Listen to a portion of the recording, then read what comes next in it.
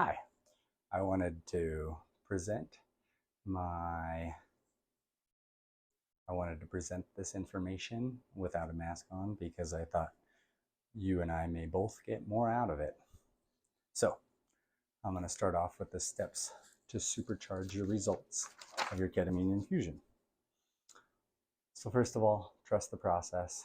Commit to that full induction series of ketamine infusions.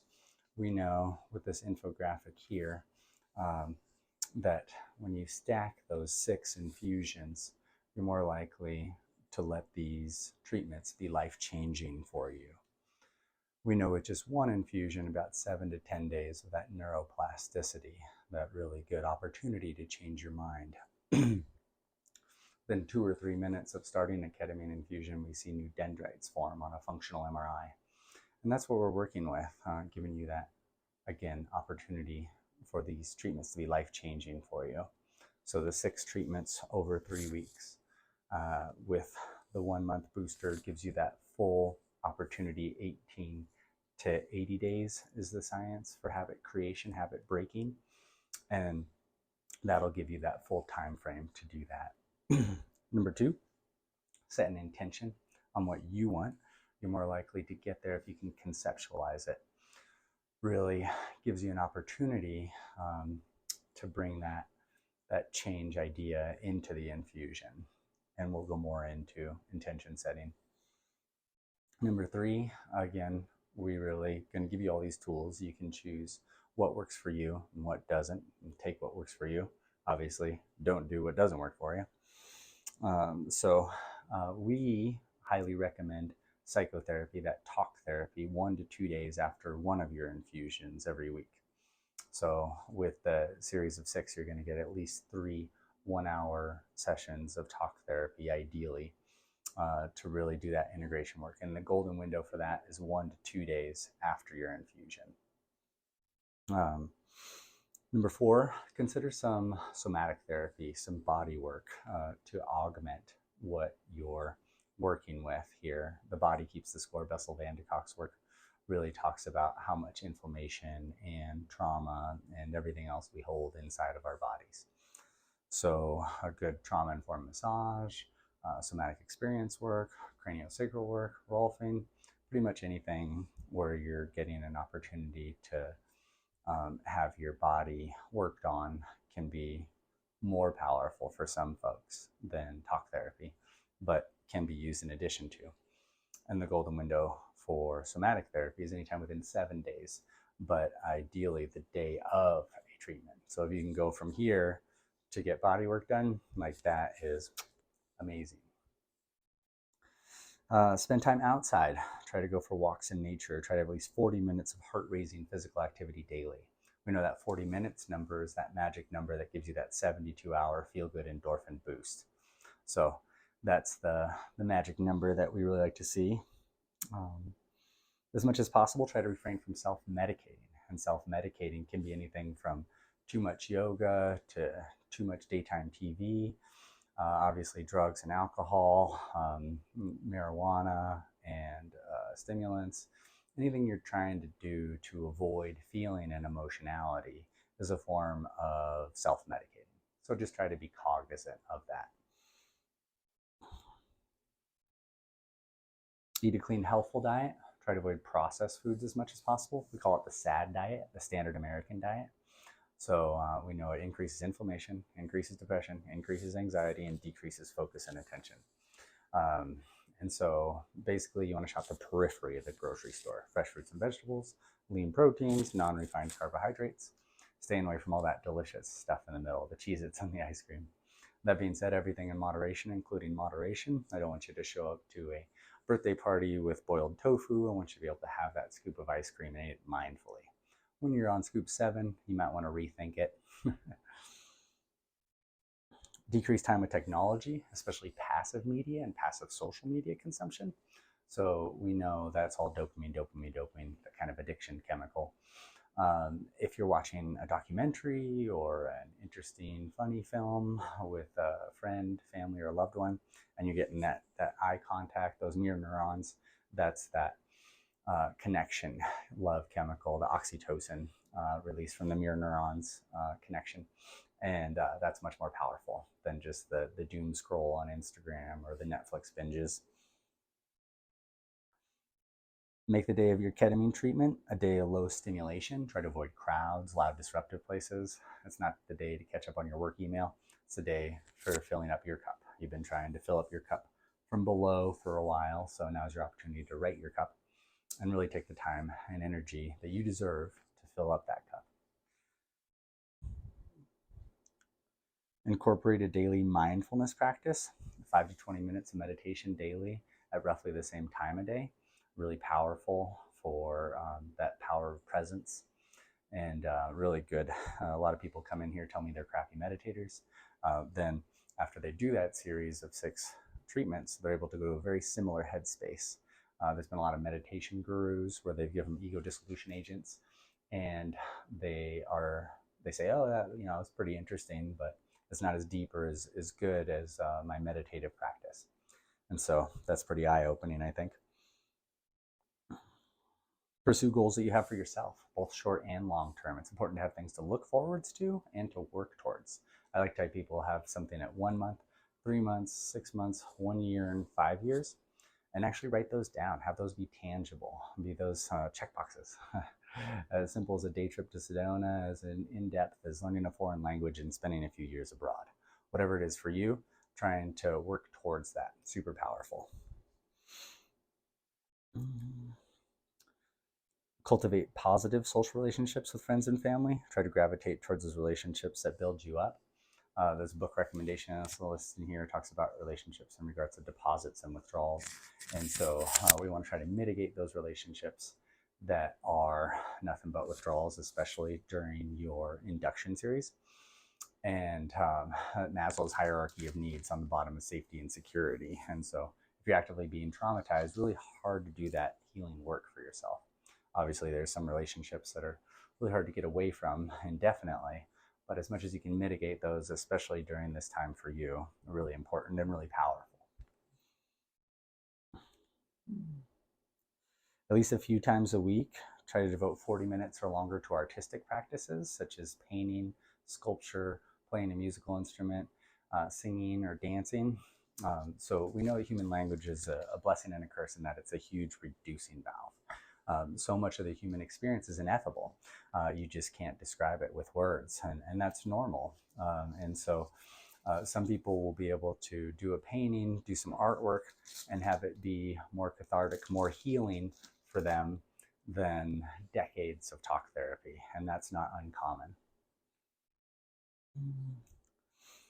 14, allow yourself time for rest and recovery. Use a ton of ATP, adenosine triphosphate, during these induction series.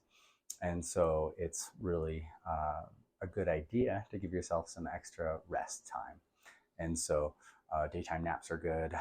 Just giving yourself that space to really just recharge and recover. And number 15, this is the most important thing on this whole list. Really try to refrain from self-criticism and celebrate your success. We're all our own worst critics. I don't want you to come in here thinking, oh, I only meditated for 2 minutes today. Casey's going to browbeat me. No, we know that we're all doing the best we can with what we have, and that's all we can ask of anyone. And so I'm excited that you're here. If you don't do anything on this list besides walking through that door, congratulations, you're taking a huge step for yourself. I'm excited for you. All right, what questions do you have? We're trying to get rid of the PTSD nomenclature. I'm really not a huge fan of it. That D makes people feel broken, makes people feel unhealable, and that's simply not true. What I like is the terminology PTSI, post-traumatic stress injury. And we know those are a composition of psychological injuries that build up and remain after past psychological and or physical injuries that were unable to be properly processed through at or shortly after the time that those injuries took place. We also know if those injuries are left untreated long enough and are intense, copious enough, they will lead to somatization, which is that physical manifestation of that psychological trauma. And so, like, anecdotally, what's super interesting is we've seen a lot of like autoimmune, inflammatory disorders kind of improve downstream from the ketamine treatments. So like 3 to 6 months down the process. And so very, very powerful treatments and very possibility to be life-changing for folks. All right, so tools. Remembering you survived those initial injuries, and healing will involve safely processing those feelings. It will involve feeling those feelings, those bottled up emotions. So I like this ACCEPT acronym cycle for emotional processing and emotional development. So A, acknowledge that emotion that has arisen from you. There's no such thing as good and bad emotion. There's simply bad emotional responses. And so if you're sad and you kill yourself, that's bad for everyone, yourself included, obviously, but everyone around you. And we've all got coping strategy toolboxes that we're working off of when things are hard. On the top are super, hopefully helpful and healthy types of coping strategies. They're all helpful. Like listening to music, going outside, talking to a loved one, petting an animal.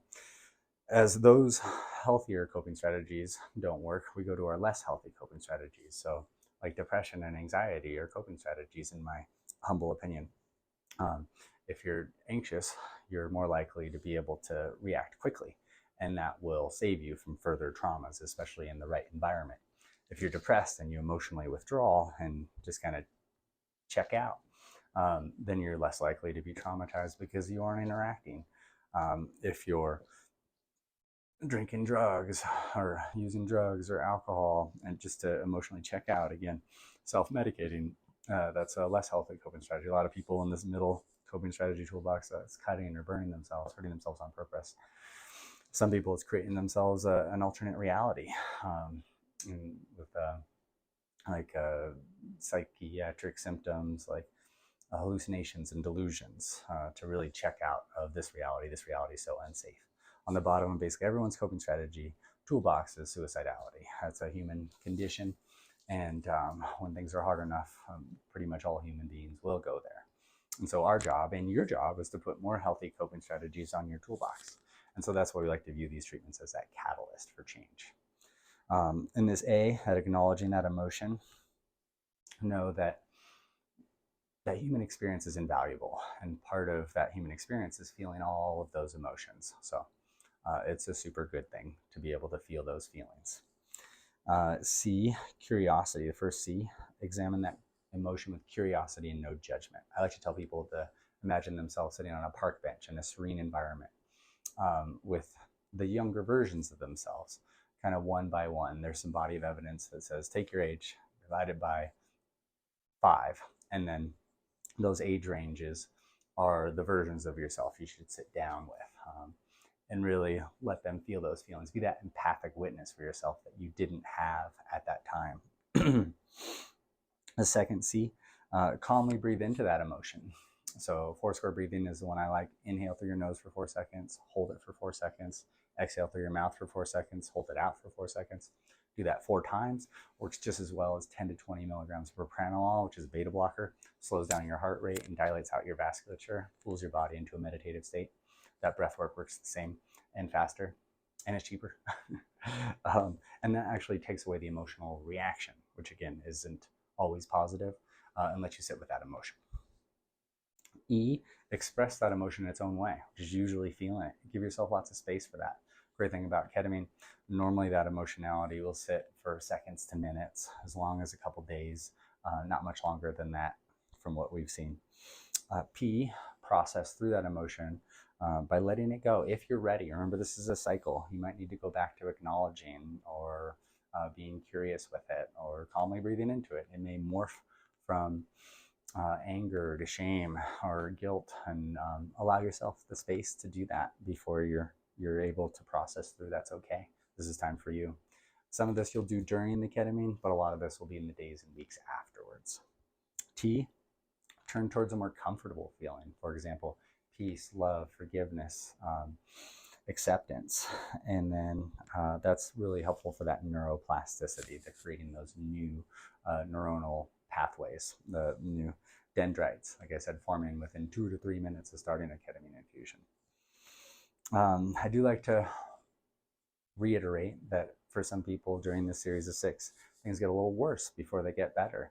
And so knowing that, giving yourself space to do that work, you're opening up a Pandora's box that for a lot of people we swept under the rug for decades. And so being able to safely process through that's super important. I do like to also reiterate, these feelings and these memories won't come up. Your body will protect you unless it's safe to do so.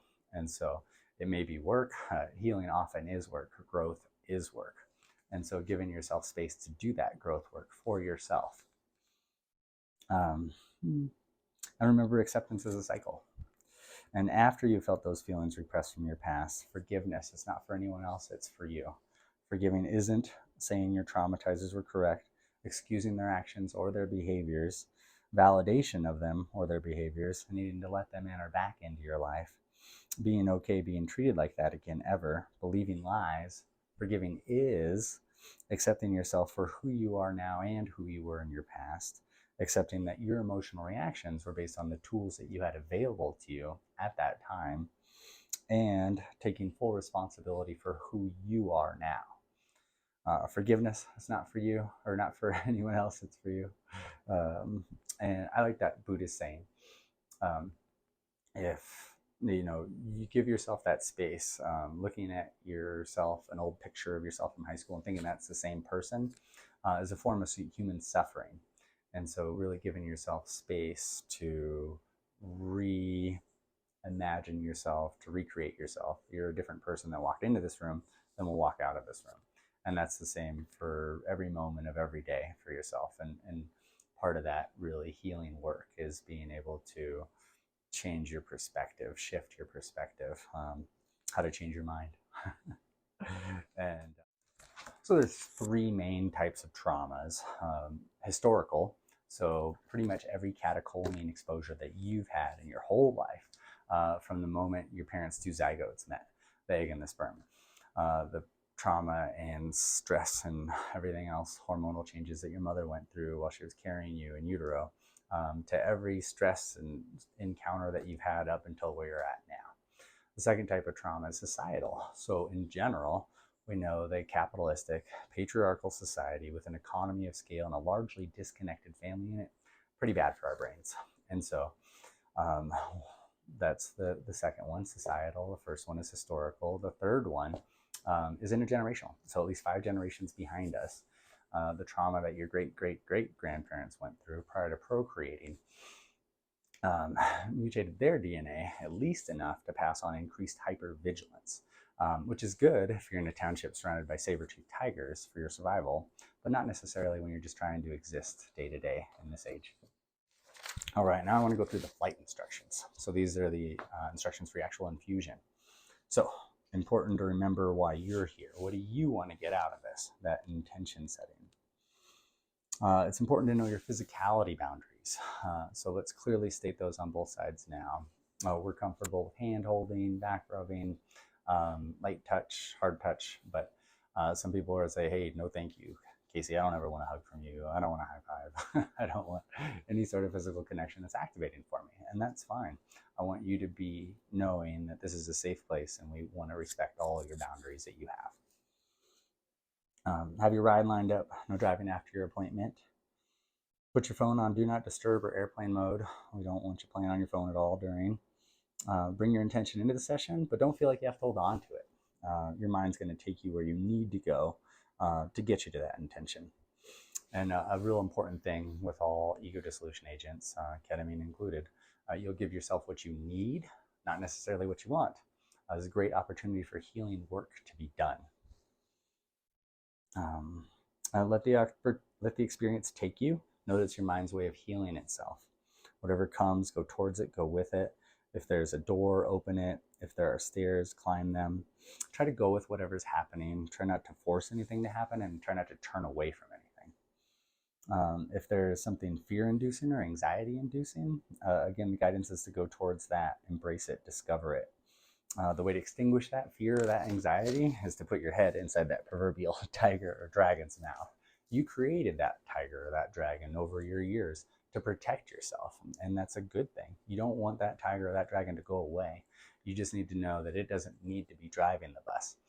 It should be there and you should be able to call on it in the right opportunities and experiences. But in general, we want your more natural, more kind, compassionate, loving, accepting version of yourself to be safe to express. If there's anything, well, we just talked about that. And very importantly, know that you're safe. Know that we've got you. We've got ICU, CVICU, emergency department experience here. We're all well trained. We're all ACLS trained, advanced cardiac life support. And we'll be watching your vital signs the entire time. Ketamine's on the World Health Organization's list of essential medications as an anesthetic, and doses orders of magnitude higher than what we give here. And it's probably the best resource limited anesthetic that is available.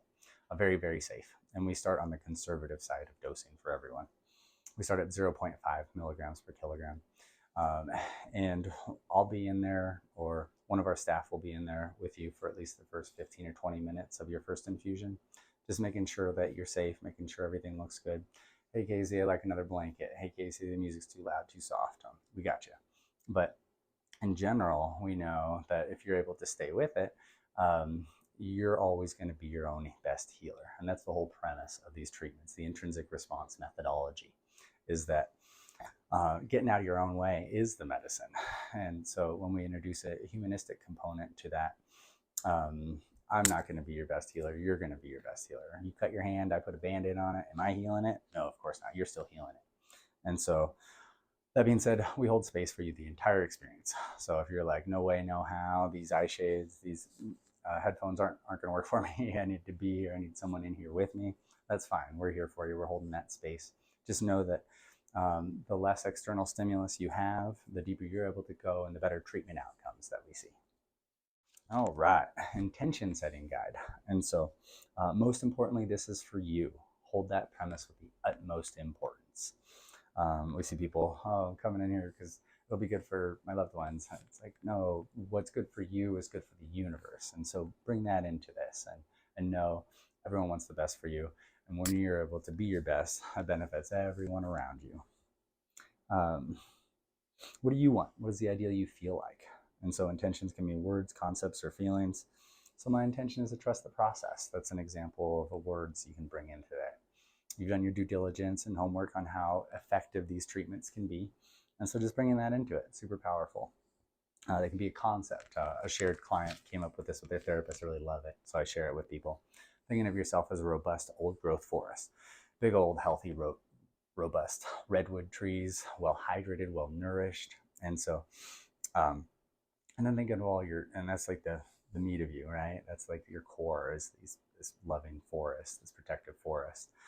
But then think of all your trauma, your anxiety, your depression, your mood lability, your hypervigilance as this underbrush in this otherwise healthy forest, like big old thick brambles. I'm thinking of like Sleeping Beauty with all those things dried out and nasty, but sucking up resources and blocking the view. And then think of this ketamine treatments as a lightning strike that'll help you burn off all those things that don't serve you. Leave these nutrients in the ground. So you're learning from them, you're growing from them, but they don't serve you holding them on like that. And so really, again, a beautiful description, and I like the visual, and you can bring that visual into that concept. And it can be a feeling, your intention, knowing how you want to feel, bringing that into the session. Try not to use negatives in your intentions, like stops, don'ts, or no's. Consider starting off pretty broad with your intention, accepting yourself, loving yourself, forgiving yourself. And through the series of 6, know that your intention may change, and that's okay. Give yourself space to evolve. I've had people go through the whole intention set or the whole infusion series, same intention, same music, have completely different experiences every time, and have great treatment outcomes. With that same guidance, don't get too caught up in creating the perfect intention. Know that when you're get out of your own way, your kind of innate healing wisdom comes online, and you'll take yourself where you need to go so that you can get to a better place. That's why you're here. You're here on purpose, and that's why we like to hold these treatments as much as we can. And Western medicine is sacred in that we want to be using them on purpose. And so we want people here with an intention. So we want you to be able to have something that you're working on so that you can really work towards that growth for yourself.